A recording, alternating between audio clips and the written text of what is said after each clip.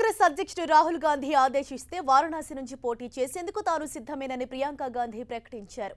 ఉత్తరప్రదేశ్లో ఎన్నికల ప్రచారంలో భాగంగా ఆమె ఈ విషయం చెప్పారు. ప్రధాని మోదీ నియోజకవర్గం వారణాసిలో బీఎస్పీ ఎస్పీ కూటమి తమ అభ్యర్థిని ఇంతవరకు ప్రకటించలేదు. దీంతో ప్రియాంక గాంధీ వ్యాఖ్యలు యూపీలో ఇప్పుడు హాట్ టాపిక్ గా మారాయి.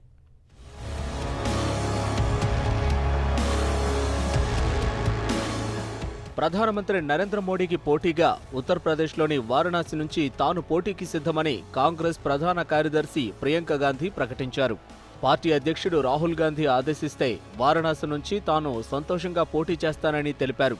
ఆమె కొన్ని రోజులుగా ఉత్తరప్రదేశ్లోని పలు ప్రాంతాల్లో తమ పార్టీ తరపున ప్రచార కార్యక్రమాల్లో పాల్గొంటున్నారు.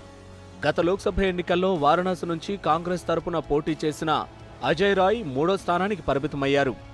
ఆమ్ ఆద్మీ పార్టీ జాతీయ కన్వీనర్ కేజ్రీవాల్ కూడా ఈ స్థానం నుంచి పోటీ చేసి 2వ స్థానంలో నిలిచారు.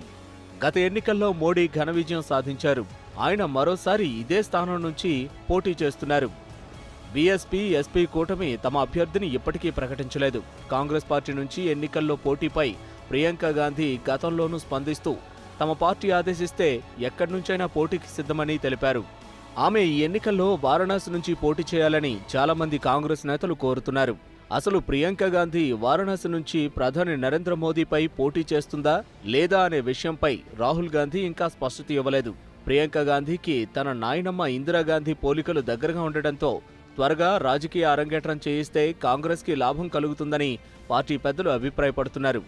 గత ఎన్నికల్లో ప్రియాంక గాంధీ చేత రాజకీయ అరంగేట్రం చేయిస్తే ఈ ఎన్నికల్లో ప్రభావం ఎక్కువగా ఉండేదని కాంగ్రెస్ నాయకులు భావిస్తున్నారు.